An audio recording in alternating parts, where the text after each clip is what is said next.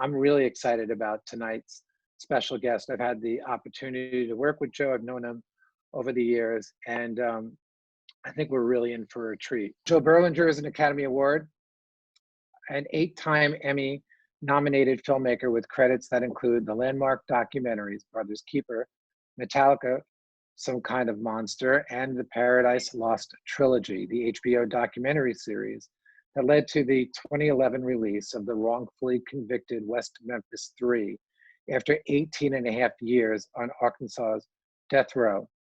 Other notable films include Crude, about oil pollution in the Amazon, the Paul Simon music doc, Under African Skies, and the immensely popular Netflix original doc, Tony Robbins' I Am Not Your Guru.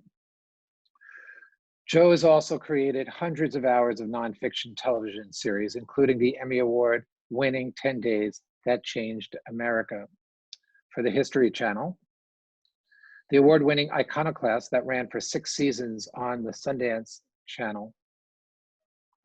And Berlinger continued his passion for using media to bring attention to the issue of wrongful conviction with his 2018 television series, Wrong Man for Stars.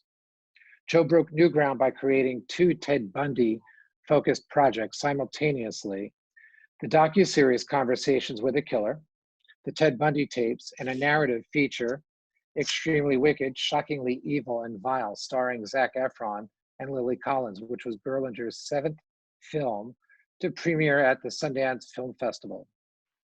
The 2 projects premiered days apart in late January 2019 and went on to huge audiences for Netflix, with the docuseries being named the #1 most popular documentary release of 2019 on the streaming platform, and earning Berlinger and his team multiple 2019 Critics' Choice Award nominations, among other honors.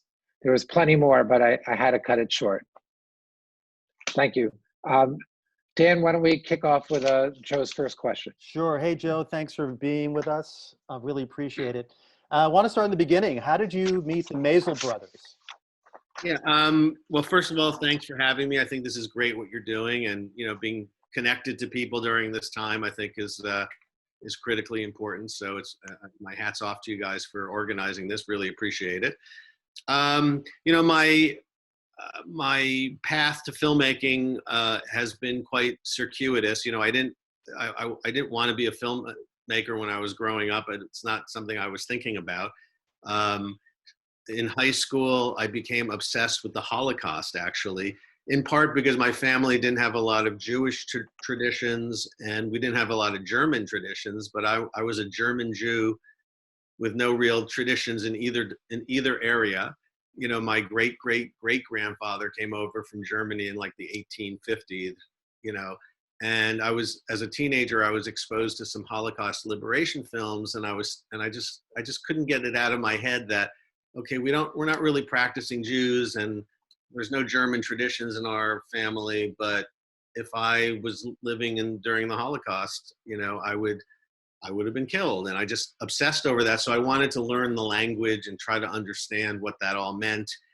And my proficiency in German led me to college to continue to study German.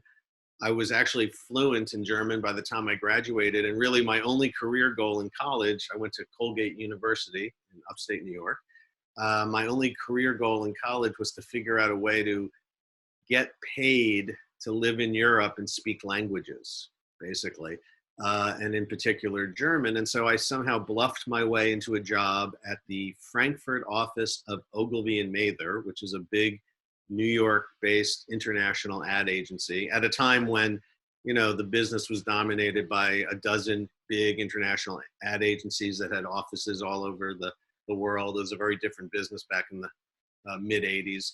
And so my job was to be like kind of a junior producer on some commercials. And the first time I was ever on a commercial set, that's when the light bulb went off. I was thinking to myself, oh, lights, camera, I think I like that more than, this speaking languages thing. And that was, I was 25. So that was kind of late to decide 24, you wanted to become a filmmaker. And then while I was thinking that, I happened to see Jim Jarmusch's Stranger Than Paradise in Frankfurt. And that movie just blew my mind because just the style and everything about that film. So I decided I've got to get back to New York and figure out how to get into the film business. Ogilvy brought me back to New York, they were thinking I just wanted to come back to New York to continue working in advertising. But I was really trying to figure out how to get into the film business, not the commercial business or on the ad agency side. It's particularly more administrative than actually making stuff. And we happened to hire the Maisel brothers, these groundbreaking documentarians, the guys who kind of invented, along with Penny Baker and Fred Wiseman and Drew, they were the guys who invented cinema verite. And we hired them to shoot some unscripted documentary style commercials. And I kind of hit it off with one of the brothers, David Maisels, who passed away quite a few years ago. Both of the brothers are deceased, but Al made it into his, into his mid 80s. David Maisels passed away, I think 1987, 1988. But around 1985, I kind of hit it off with him. And they hired me to become their marketing director, which really meant me going around to all of the ad agencies trying to get them more commercial work.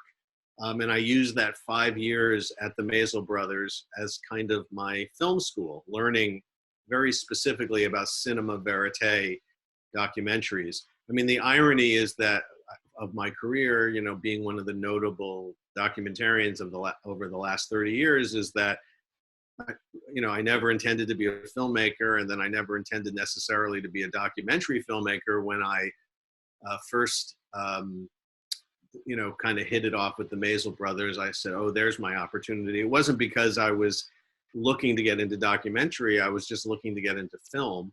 And so that's always a lesson I like to impart to young people, that you just kind of, when a door opens, you just got to step through and advance your desires, because you never know where opportunity is going to come from. When I look back on my life and my career, documentaries have provided me with an amazing, just an amazing nonstop education. I feel like I'm always a student. Every subject, whether you spend a week on a commercial or 3 years with a band like in Metallica, or 20 years trying to liberate the West Memphis 3, even in the darkest stories, you get this amazing privileged opportunity to observe things that you wouldn't normally get to observe. So it's just been an incredible, I'm very blessed and feel lucky that I've had this life. But the irony, which I hope is inspiring to younger people who don't really know what part of the business they want to be in, is just, you never know where opportunities got to come from. And if something seems like an opportunity, you just gotta grab it. So that's what I did.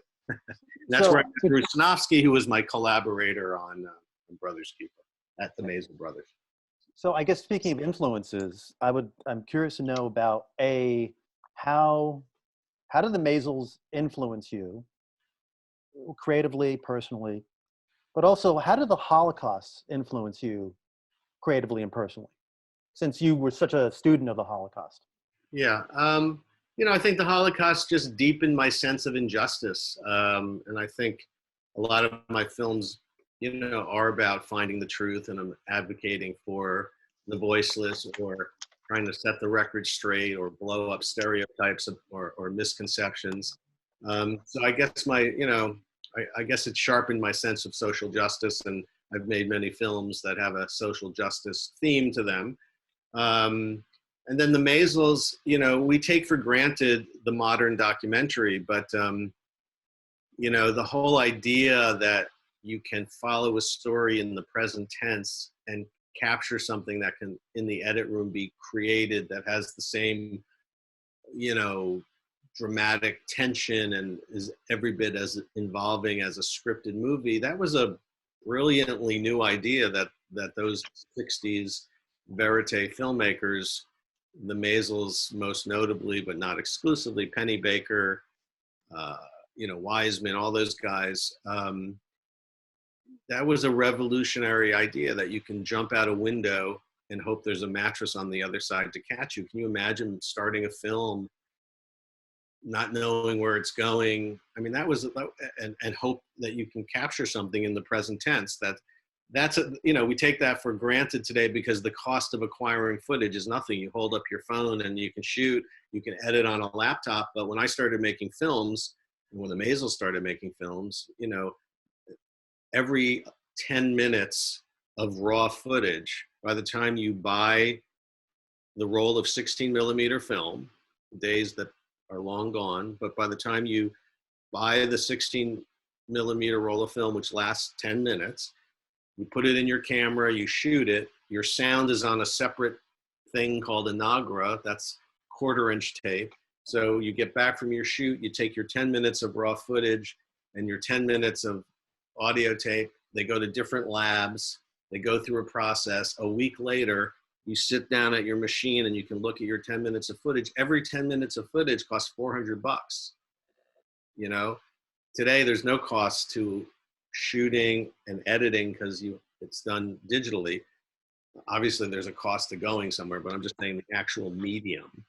And so this whole philosophy of following life as it unfolds to make dramatic movies, documentaries that are as dramatic as scripted movies, that was an incredibly inspiring, wonderful idea that really captivated me by working for the Maisel brothers. And they created that idea because I think people don't realize, the turning point in documentary was, documentary in the 50s was all newsreel.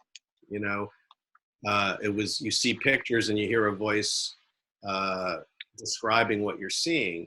And so it was limited mainly to reporting. There's a few exceptions like Flaherty, but generally speaking, there was no going out into the real world and capturing drama the way we know of it today, because you had to plug in to an electric source so that sound and picture were in sync. This is maybe too complicated or too detail oriented, but the Maisel brothers and Penny Baker and Drew, they figured out a way with this crystal sync technology to have sound and picture be in sync so that you can actually go out and capture life and get the audio and bring it back and edit it and have audio to it. And that, instead of just saying, well, let's use that for news reporting, they said, well, there's a whole new way of making films. Let's make these ambiguous human character portraits. And that was very, very inspiring to me. Where I think Brothers Keeper made a contribution, where I think we took the influence of the Maisels and Bruce and I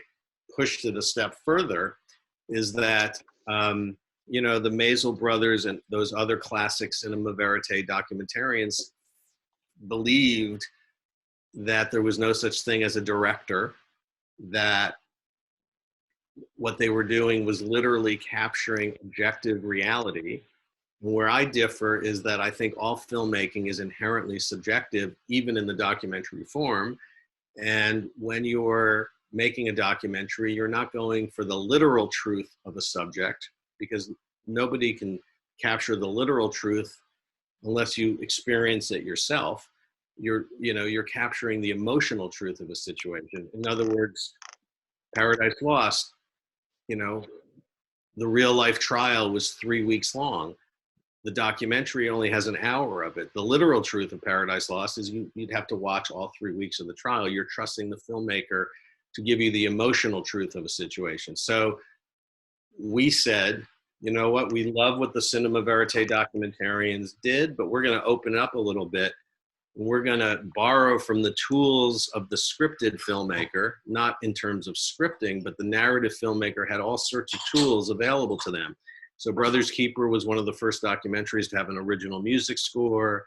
Brothers Keeper had an evocative opening title sequence. All of these things were in fact criticized when the documentary came out. Like, you can't have music in a documentary because that influences your emotions. And this is supposed to be journalism. And you can't have a opening title sequence. That's for movies. Now, I mean, I say this now and people wonder what I'm talking about, because every documentary is this way. And there's been a push over the decades to make documentaries more narrative-like, just as some features are, pushing to be more realistic and documentary-like. There's a nice cross-pollination. But anyway, I think Brothers Keeper was one of the early films to try to be very aware of dramatic structure, be very aware of the dramatic form and to take the documentary even further into the realm of blurring the line between what is a documentary and what is a narrative film, all of course being truthful, because you can't put words into people's mouths and you can't make up events, and there's certain rules of journalism that you must adhere to when making a documentary. Anyway. Hey, Joe, I'm fascinated by your relationships with your subjects over the years. The film where I cannot believe the level of intimacy you achieved that really resonates with me is Metallica, Some Kind of Monster, which you showed me early on in 2004. And it still continues to be my favorite rock and roll music. I mean, the movie, the fact that you were able to sit with this group at this crossroads moment, that somehow they would open up themselves to you in group therapy, where one of them was in dealing with addiction and another one was leaving the band. I mean, how can you be so close and intimate with your subjects? First of all, what's your approach for getting that level of intimacy? And do you ever worry about losing your objectivity, notwithstanding your subjective view of objectivity? Do you ever worry about getting so close that you may miss the larger story? Good question. I mean, with regard to the losing of your object, it's less that I'm afraid of losing my objectivity. The big delicate balance with having a strong relationship with your subjects is that no matter how much you build a rapport and you feel like there's a relationship there, once you go into the edit room, you have to focus only on what is the truth of this situation. How do I tell an emotionally truthful story? And it was a bigger dilemma actually with Paradise Lost, because Paradise Lost, we started making a film thinking the West Memphis Three were guilty, because that's what we had read. That's what the local community was saying. The police were saying on a scale of 1 to 10, the evidence is an 11. So we went down to film these 3 kids who had just been arrested for the devil-worshipping murders of 3 8-year-old boys. And we thought they were guilty. We thought we were making a film about bad teenagers, kids who kill kids. And we developed a very close relationship with the parents of the victims who had gone through this horror of losing their 8-year-olds. And we spent months, we arrived a week after the arrest in June of '93. The trial wasn't until January of '94. So there's about 7 or 8 months we were really deeply embedded in the community before the trial began, building a relationship with the parents of the victims, who we had told we were making a film about their experiences to help other families recognize and see the warning signs of, troubled teens. And we believed that at the time, but about halfway through the making of the film, we became convinced that the West Memphis Three, they weren't called that then, but we became convinced that they were innocent. I mean, I remember 3 months into the making of that film, we finally got access to the West Memphis Three in county jail.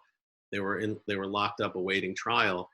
And I remember doing the first series of interviews with Damien and Jason and Jesse. And at one point, I'm interviewing Jason, and, I was staring at his tiny little wrists, while I was talking to him and imagining, because he was the sweet kid who was, denying he was involved, and he was talking about schoolwork, and I was looking at his little wrists and imagining the prosecution's side of the story, which is that those little wrists had taken a 10-inch serrated hunting knife and castrated one of these little boys.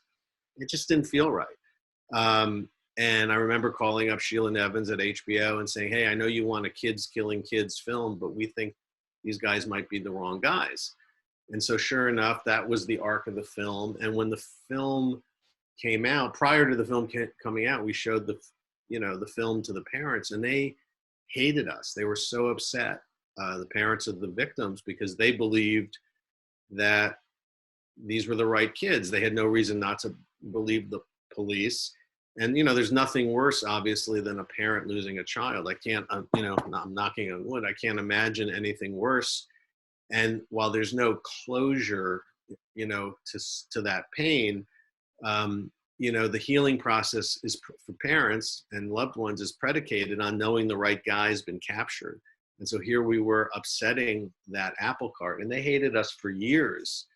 But you know, we got it. We had a relationship with them, but when we got into the editing room, we knew we had to tell the story of wrongful conviction, not of teens killing teens. And so it's a very, that's, you know, that's, we could have a whole seminar just on how to handle the relationship with your subjects. The Metallica film was a magical experience because it was never intended to be. And that's always kind of the best way for a film to unfold, is not in a premeditated way. Originally, I was just flying out to San Francisco to do the band a favor, because the band had given us music for Paradise Lost for free. We were the first film that Metallica ever gave music to, and they gave it to us for free because Metallica lyrics were introduced into the trial of the West Memphis Three as evidence that these guys were killers, which is absurd. You know, since when are we put on trial for our musical taste? But there was no forensic evidence, no blood at the crime scene during Paradise Lost. It was like Stephen King novels and Metallica lyrics being introduced into trial to show that these guys were killers. So I had reached out to the band in '95 and said, you know, your music is so essential to this film. I know you don't license it, but here, look at a rough cut. And happily they agreed. Strangely enough, they were fans of Brothers Keeper. Like, it's strange how the world works. They knew Brothers Keeper. And so they gave us the music for Paradise Lost. That started a friendship. A few years later, Lars needed a favor. He wanted a little B-roll because they were going into the studio to make their first album in 5 or 6 years. And when I arrived in San Francisco, I called Lars and he said, "Oh man, I forgot to tell you, the bassist Jason Newsted just quit the band, and I don't think we're doing this." And, you know, then he kind of casually mentioned that their management had hired a performance enhancement coach, which is, you know, a shrink, to basically work with them. And I just convinced Lars, well, as long as I'm here, let me shoot that and see what happens. And it was an amazing, I think the trust was there because it just kind of evolved. If I had called them up and said, "Hey, I hear you guys are going into therapy, let me make a film about it," you know, I think it would have been different, but it just kind of happened. You know, so, and you just have to act in a way that people want you to be around. And interestingly, for that film, Lars has said that, you know, he felt like, you know, up until that film, I would have told you that the role of the documentarian is to observe things, but not change what you're observing by the process of observing. But Metallica taught me that that's not always the case. With the Metallica film, Lars had said that, the presence of the cameras and filmmakers he knew and trusted because of Paradise Lost, the band all felt that because the cameras were there, they were like a truth serum for the therapy. Like, they felt like the therapy might not have worked if the filmmakers weren't there, that they were literally, the band members each were saying things to each other that had been bottled up for years that they wouldn't have said to each other unless the cameras were there. They were using the film as a way to communicate with each other, which, you know, to me was fascinating, and it kind of changed my point of view of what the role of the documentarian can be. So why do you think cameras, when a documentarian is there with their camera, why do you think it becomes truth serum? What is it about that camera, or you being in that room, that people will express to each other or to you that they may not say to their wife or their parents for 10, 20, 30 years? Yeah. With the case of Metallica, I think they were so used to cameras being around and being filmed and being in the spotlight. I think it gave them a reason to communicate with each other. I think for regular people or people who aren't so used to cameras, I don't know, there's something about the confessional aspect of it. You know, conversely, I also feel like, you know, we've gotten to a point where cameras are so ubiquitous and people are so media savvy, I think it's harder and harder to capture authenticity today than it was years ago. You know, Brothers Keeper, those guys didn't even know what it meant to be making a film. And I feel every frame of that footage is incredibly authentic and not filtered by people's, you know, desire to be shown in a certain light. Yeah, it's always amazed me. People like to be filmed. But I found it fascinating in the Paradise Lost series that I forgive me, but the father that was very tall. Yeah, John Mark Byers. Yes. And that how in the first two films, especially the second film, it seemed like he was putting on an act or putting on airs. But then when he changed his opinion about like them being innocent, he became real in the third movie, you know? Yeah. Yeah, he's an interesting character. And, you know, I think the second Paradise Lost film is the weakest of the three because at that point there was a lot of suspicion being directed towards him. And we were following the West Memphis 3 support group that was suspecting him. And so there's a bit of a false note in Paradise Lost 2 because as it turns out, he's not the one who deserves the suspicion. You know, he definitely enjoyed the limelight, but even in that performance, he's revealing something about his character. All right, Joe, you have this reputation as being a pioneer, an advocate for social justice, and I know you well enough to know that that's a genuine, that, you know, it's part of who you are, it's part of your DNA, and yet your ethos in filmmaking is in contrast to that, and usually you don't. Yeah, I haven't seen you take a partisan position. It's you go out of the way to not draw conclusions, but to let the story unfold.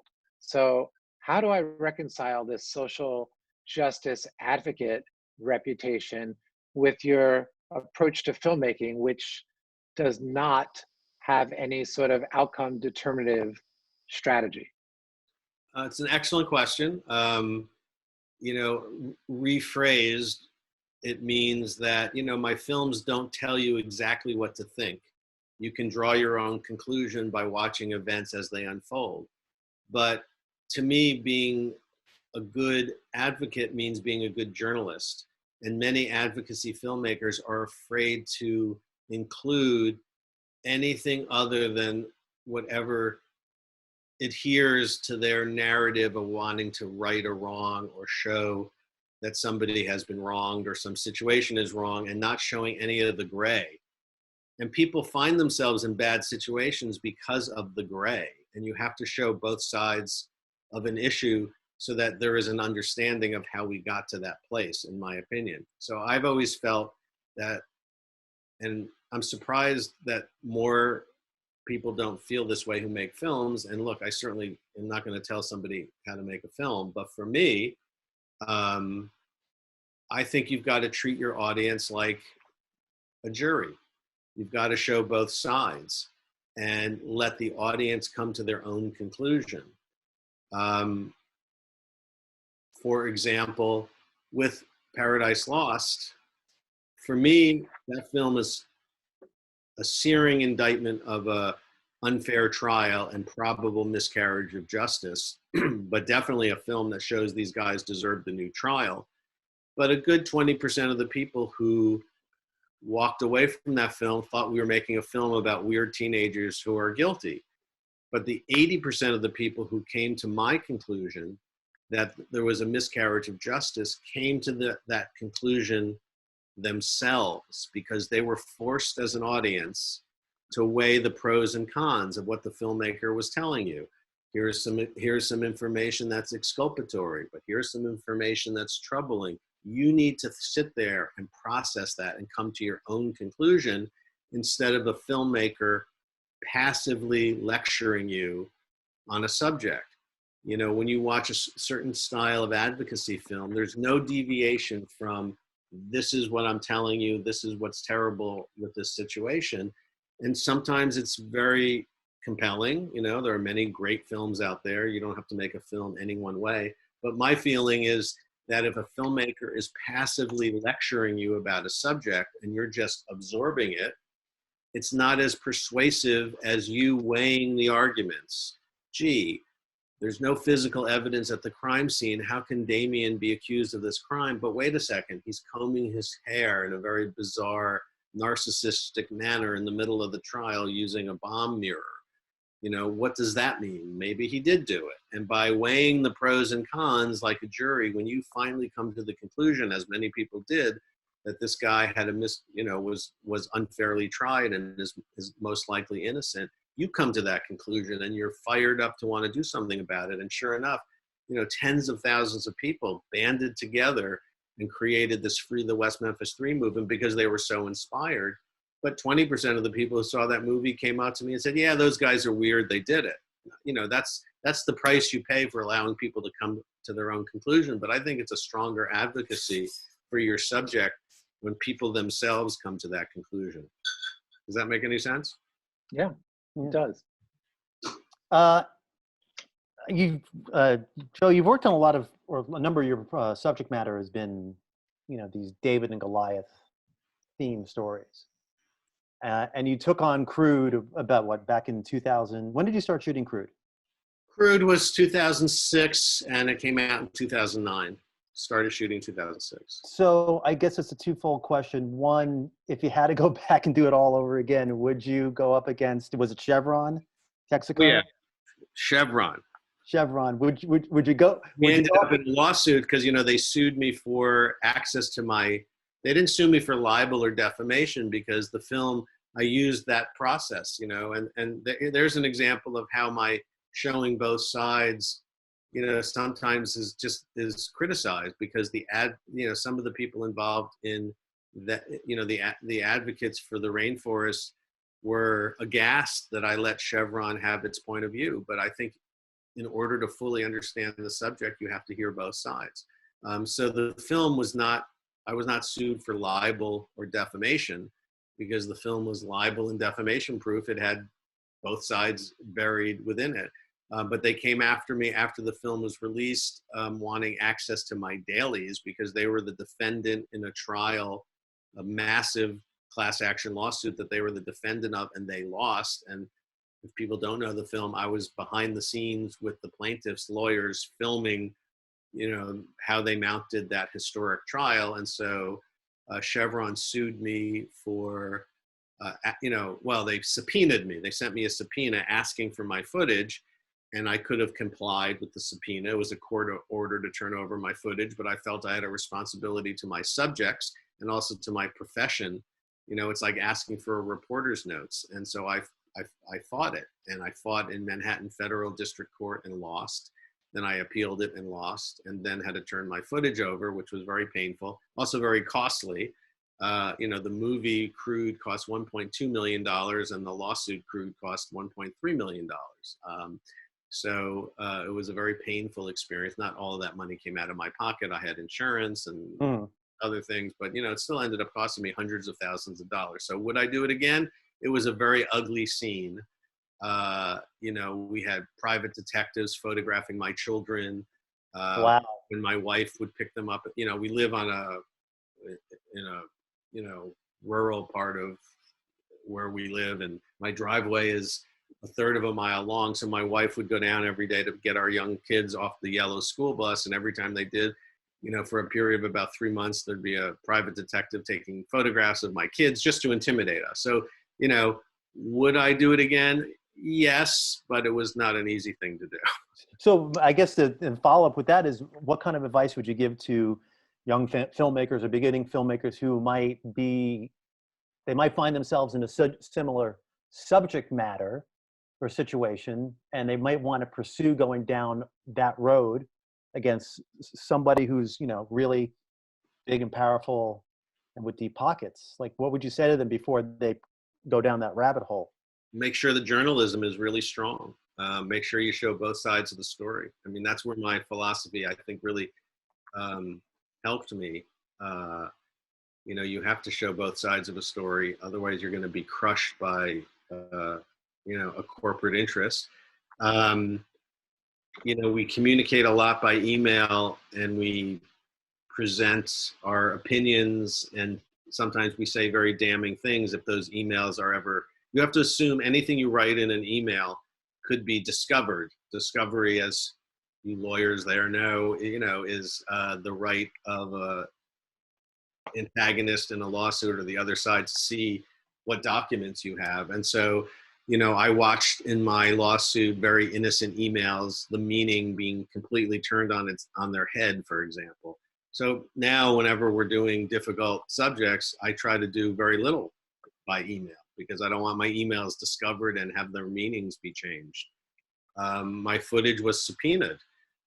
If you don't want your footage to be subpoenaed, figure out a way to, once you shoot it and deliver your film, don't keep your dailies any longer if you don't want to, be subject to a subpoena. I mean, again, this is a subject that we could have a whole seminar on, but corporate interests will spare no expense in trying to crush you and stop you from telling the story you want to tell. So you have to be very smart how you play the game. Joe, I want to talk about a nuts and bolts issue before we turn it over to our guests for a Q&A. Nuts and bolts, marketing and distribution, which we are dedicating our 4th installment of the seminar, of the webinar. But I want to ask you about this because today we celebrate the DIY movement in this sort of new Renaissance paradigm where the artist entrepreneur is really the best advocate for a success, for a career success. Something to think about as we're contemplating our next moves and what we're doing now. And I want to ask you, how can filmmakers and producers be successful today during this unusual pandemic time, number one? And number two, I want to go back to your earliest films with Brothers Keeper and Paradise Lost, and then and ask you about how you were able to take the reins on your marketing and distribution and take a small documentary and make millions from that. I mean, that's just such a great story. So if you could address those issues for us, these practical issues, we'd really appreciate that. Sure. The film grossed millions, but a lot of theaters stiffed us, so we didn't actually take in millions back in the day. We certainly made enough money to pay ourselves back, but we took Brothers Keeper to Sundance. We were invited to Sundance. We won the audience award. We got lots of great reviews, but all the distributors, remember this is just before the golden age of documentaries. None of the distributors thought that anyone would be interested in seeing a film about smelly old farm brothers who sleep in the same bed together and don't change their clothes, and one's accused of murdering the other. We thought it was an amazingly human and wonderful story, so I wouldn't take no for an answer. We shopped it around to every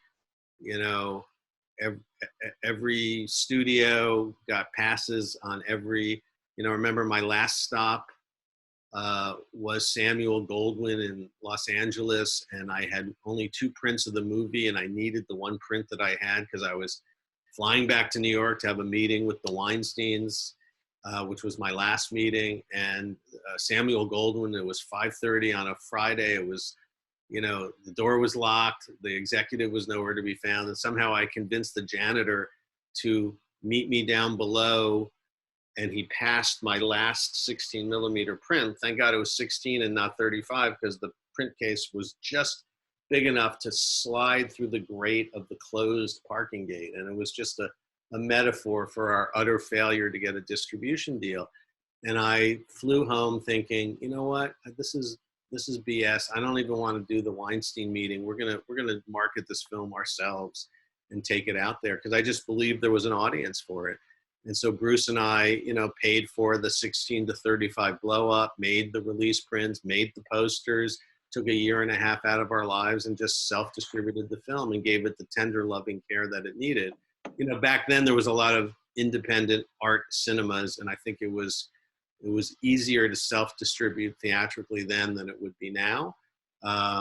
You know, I think the whole theatrical model right now is, and particularly accelerated by COVID. I think the streaming revolution is, you know, not only here to stay, is on steroids now, and I don't think that's necessarily going to go back to the way it was after this lockdown is over. You know, I think I just believed in the movie, and I was willing to put in the time to market it. What was the other part of your question? Can we make progress? Can we work on what progress can we make? Are filmmakers making films? Are producers making films? Of course they are. Our clients are. What are you doing? You know, can you give us some hope and some insight as to what you're doing these days? Yeah, no, I'm actually pretty busy. You know, I had a project that was part animated and part live action that Christian Bale, the actor, brought to me, and he's executive producing. And now that we're under this environment, we've decided to make it all animated. So we're continuing to make that film and making it, you know, we're not dependent upon getting out of this lockdown to make the film, because we adapted and decided to do it all animated. And we figured out a workflow for that.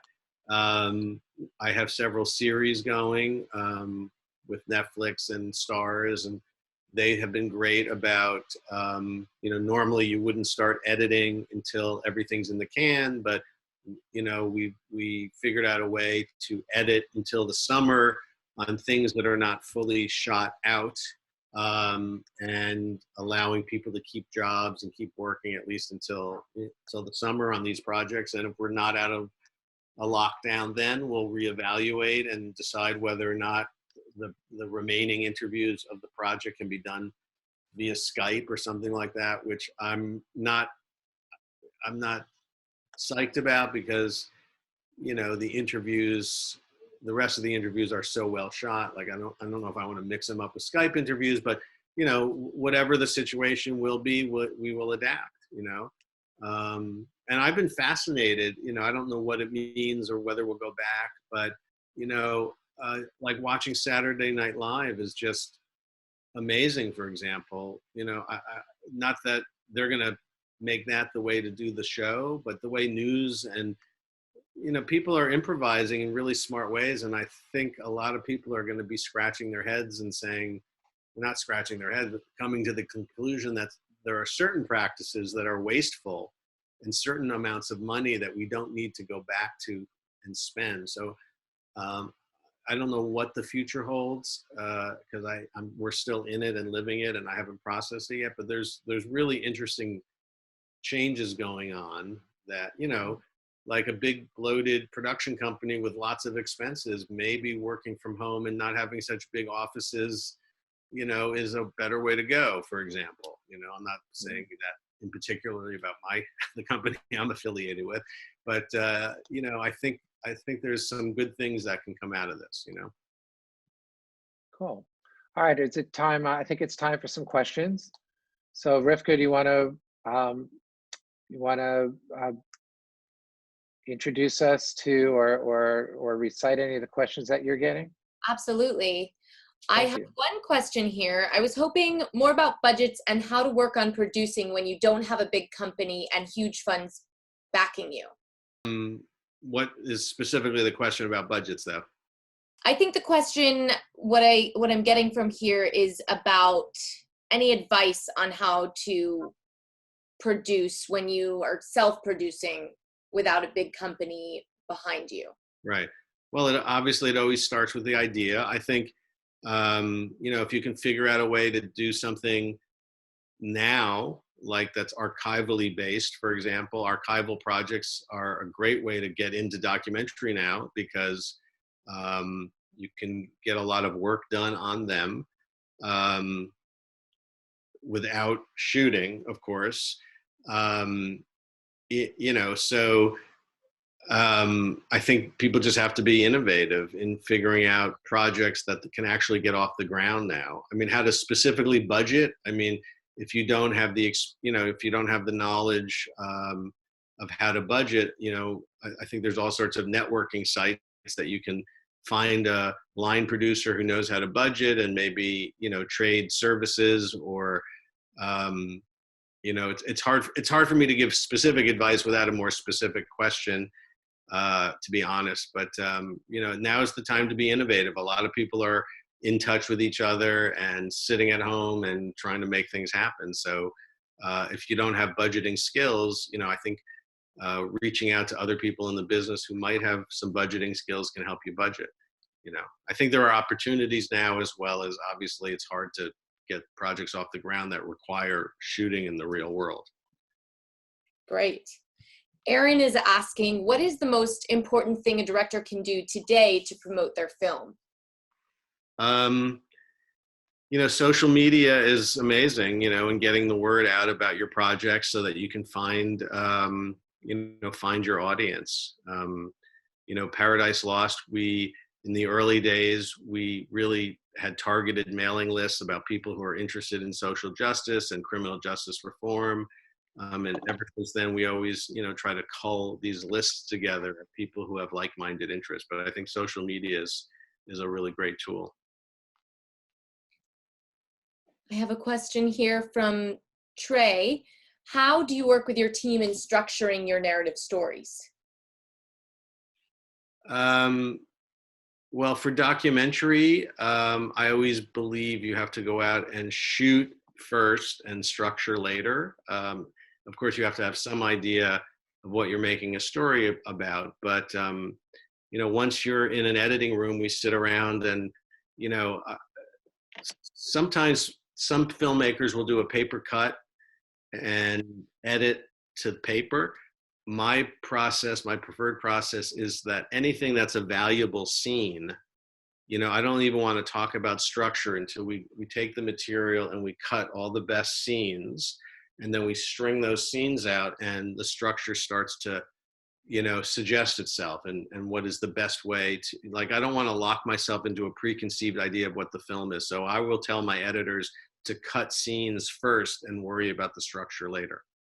You know, on the scripted side, you know, you write, you know, that's about writing you know, because I've also done scripted stuff. So on the scripted side, it's a very different process. Obviously, you have to write a script and, you know, whatever is the best way to serve the story. Mike Middleton asks, you said that showing both sides can be important. How do you do this with certain issues such as domestic violence? Well, if somebody is being accused of domestic violence, then I'd want to hear from the accuser, you know. If it's more of you know, the best way to make a film to me is not to make a film about a subject, but to find individuals who express that subject so that you can tell the human story. So if there's a domestic violence film, obviously we're not saying there's two sides to domestic violence, but you want to hear from all the parties that are, you know, involved. We have one from Alexis. For a filmmaker early in post-production on a documentary feature and wanting to start preparing for the next step of releasing, how early would you recommend reaching out to sales agents or producer reps and begin assembling a plan for festivals, promotion, and sales? Who else do you need on your team to navigate the sales process? You know, can you repeat the question? Because I realized I literally had 1% on my computer, and I just plugged the plug in because I was about to lose you. Oh, no. Okay, certainly. Here's the question. Sorry. So Alexa's question is about the next step of releasing a film, and how early would you recommend reaching out to a sales agent or a producer's rep and begin assembling a plan for festivals, promotion, and sales? I guess the question is, how early in the filmmaking process do you think that needs to begin? You know, it's never too early on the one hand, but until you have something to show, you know. So I probably wouldn't reach out to a sales agent or a producer's rep until, you know, you had some kind of footage that's cut into some kind of a sizzle or a teaser. But the earlier you start thinking about marketing, the better. You know, that's one, you know, every film is a small business. A lot of filmmakers just want to focus on the creative side, but every film is a business. It needs to be hopefully profitable. It needs to be sold. You know, and the more filmmakers think about the business side of things, and the sooner, the better the chances of success are. I would just add that there are instances where buyers may be able to help you finance the film. So if you're having financing challenges, that might be a good time to knock on some doors and forge a distribution deal earlier than you might have expected, because that's the way to get your film made. We have time for a few more questions. Judy asks, what do you think about the docudrama format, such as When They See Us, about the Central Park Five, on a current topic as compared to a documentary? Well, I thought that was an amazing project. You know, the world likes scripted content, you know, as much as documentary content, or in some cases more. So there are certain stories that cry out for a scripted approach, and certain subjects that cry out for an unscripted approach. I think they're both equally valid. You know, obviously the scripted approach, you know, there was the Central Park Five documentary by Ken Burns, which was wonderful. And then there was Ava DuVernay's project that we're talking of. You know, one costs infinitely more than the other. You know, so part of it is budget, part of it is what access do you have to which materials. You know, sometimes, you know, for years people wanted me to make, to turn Paradise Lost into a scripted film, and I never saw the value of it, because to me, you know, nothing could beat that documentary, because we were there while it was happening, filming it while it was unfolding. And that to me is always more exciting. But if you have a subject that's rooted in the past and dramatizing it, like When They See Us, you know, that's can be more compelling than a documentary, but more expensive and harder to get off the ground. I see a question here asking about, he's made two versions of his film, one at 179 minutes and the other at 9 hours and 23 minutes. And the question is about advice on how to shop a long format documentary. Okay, is that a series or a documentary? Because 9 hours is awfully long for a documentary. He says that it's a documentary about Richard Wilbur, the second U.S. Poet Laureate, and that he's made two versions. So I'm guessing the question is, and you might want to add something here, but about the difference between shopping the long format one versus a shorter one. Well, you know, every project should be the length it should be. If some, you know, I've seen 90-minute films that feel like they're 2 hours, and I've seen 2-hour films that feel like, man, that was great and tight in 90 minutes. So, you know, it's not the length that drives the success in selling it. In my opinion, it's, does it deserve to be the length that it is? You know, so you know, if I heard you correctly, and it's a 9-hour film, that seems like a long time. You know, unless it's a multi-part series. Well, these are some great questions, and I want to thank everybody for participating and attending. Dan Halpern, thank you for co-hosting. Dan Schneider, thank you so much for organizing this, and Rivka, we can't thank you enough. Thank you. For this smooth and seamless production. And last but not least, Joe, thank you so much for coming on and giving us the inside skinny and walking through your career and seeing your highlights and getting some background is really compelling. Thank you so much for being here tonight. It was fun to do, and I appreciate you guys asking me.